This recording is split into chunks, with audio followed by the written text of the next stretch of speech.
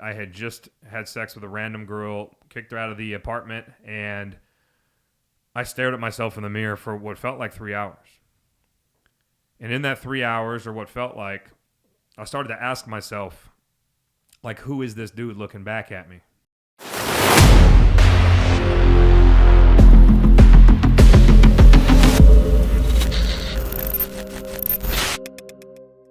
Every major breakthrough that I've ever had, and I'm 43 years old, has come from one word. It's feedback. Every single time I have made a move that was either helpful or harmful, it was a result of feedback. There was one point where I was on my way to build my second 8-figure business to run concurrently with something I had already built that was spinning off a little over 7 figures passively. Matter of fact, I had a license plate called Mailbox Money. I was that douchebag. Southern California, 2010 to probably 2020. Where am I going with this? For the longest time, I refused to acknowledge all of the feedback that was all around me. And even if I did see it, I would run from it because my experience now working with men for 3.5 years and working on myself for 6 years is we don't like to hold up the mirror. We don't like to face the truth or the facts that are the feedback. And if we would just lean into it, if we would just hold up the mirror and process it without stories, without any sort of emotional attachment to it, just for what it is, feedback, we'd be a lot further along and we move a lot faster. My name's Nick Alfano. This is, I believe, episode 2. Who knows? This is my first time recording a podcast. I've been on the other side of the fence quite a bit. I think I've done 100 plus. I am obsessed with this word. If you've heard me speak on stage, if you've ever been to one of my live events, I do drop a lot of F-bombs. Not the ones you may think. We build men for a living. We basically take a neuroscience approach to helping men get out of their own way, and we help them level up across faith, family, fitness, and finance. In that order by design. And for the longest time, I put finance first. Sometimes fitness was a close second. And the way that I process feedback was essentially giving a shit about what everybody else thinks about me except for the people that really mattered.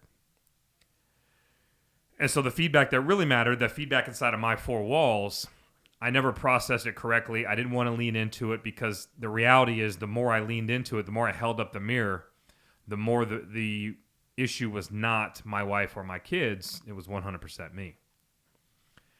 And so what I'm going to attempt to communicate to you across this entire podcast as the theme is not only how powerful feedback is, how readily available and always surrounding you. Even right now as you listen to this, you have an internal talk track going on. That's feedback for what you think about what's coming out of my mouth, the tonality of my voice. If you're watching the video, maybe you don't like my backwards hat. Whatever it is, you're processing data right now. You're processing feedback. My goal is to teach you 2 big things. Number 1, massive awareness. We have this particular framework and this concept where we teach our men how to become the observer, where you actually hover above yourself and learn to, in real time, process the way that you're showing up. Because when you learn how to show up different, then you can get different results. And the reality is most men walk into the same situations and show up in a way that doesn't serve them because they can't see the feedback for what it is. And if they can see the feedback, again, they're so fearful of what it might show them about themselves that they put down the mirror. They don't want to process the data. They don't want to process the feedback. I'm going to teach you how to not only become hyper-aware, become the observer so you can readily access and see visually in all 5 senses the feedback that's coming your way. But I'm going to teach you how to process it from a completely different perspective that allows you to actually move the needle. So where am I going with this? How did I get here? Why are you watching this episode, hopefully this far? I literally burnt my entire life to the ground. I walked away from 7 figures passive income. I walked away from my wife and kids for about 1.5 years and lived about 30 miles away in a hotel, in an apartment where I was just having sex with random girls off of Instagram. Like you name it, I burnt everything to the ground because I thought I had it figured out. I refused to hold up the mirror. I blamed everybody for everything. And then one day I had my biggest revelation, my biggest piece of feedback ever, and I call it my man in the mirror moment. And I had just had sex with a random girl, kicked her out of the apartment, and I stared at myself in the mirror for what felt like 3 hours. And in that 3 hours, or what felt like, I started to ask myself, like, who is this dude looking back at me? And what do we think about him? What do I think about me? Literally, man in the mirror moment.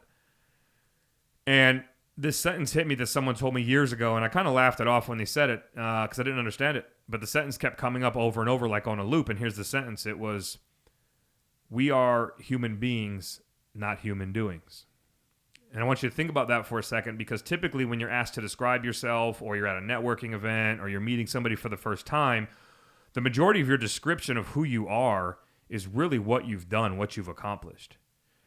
And so as I stared at myself in the mirror at an absolute vibrational frequency called shame and guilt, because I was, again, estranged from my wife, not divorced, but separated, filling my cup with meaningless sex, with, you name it. I had the 250K sports cars. I had the muscles, the tattoos. I still have. Look at this Jersey Shore look right here for those of you looking on the video, not just the audio. The reality was I was checking every box that Instagram says to check to be cool, right? And when I started to look at myself in the mirror, I started to say, if we took away all of the doing, if we took away every single thing you've ever accomplished, from the businesses that you've built, to the people you've employed, to the beautiful children that you've helped create, to, all the accolades. I have double major minor. I'm going to sound like a douchebag right now, but I've checked a lot of boxes, right? I put myself through law school. I've got some things that I've accomplished, but I was so obsessed with accomplishing things because I never wanted to hold up the mirror and figure out who I was. Like, who was I being, not what was I doing? So again, the sentence that kept playing on repeat was, we are human beings, not human doings. And if you strip away everything that you've ever done and all the accolades and all the affirmation you've sought from the outside world, like, who is this dude at his core? And I didn't like the answer.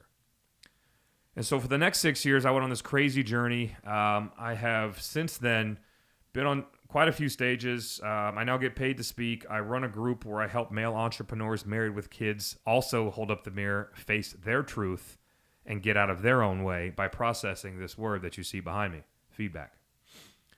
So I want to encourage you guys, if any of that resonates, where you feel like, I'm doing everything, I'm checking every box, I am making the money, I'm showing up for my wife and kids, I'm fit, like all, maybe you feel like you're crushing everything, but you still feel empty inside.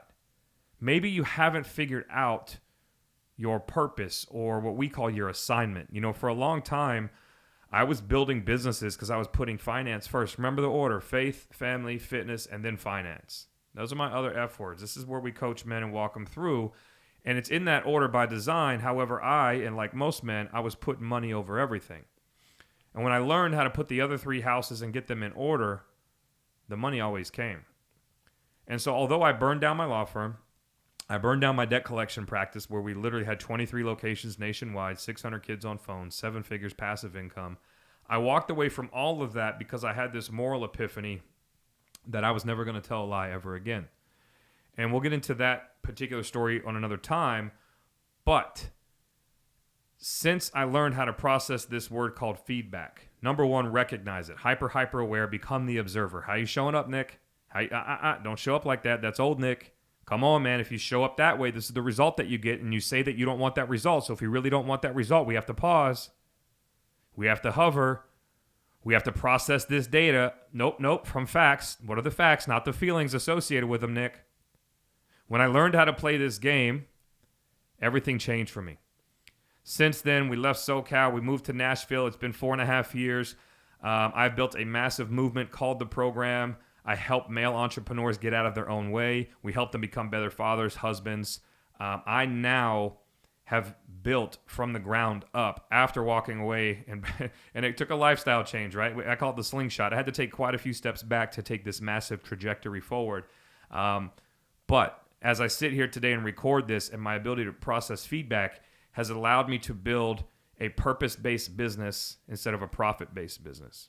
It is taking me from success to significance.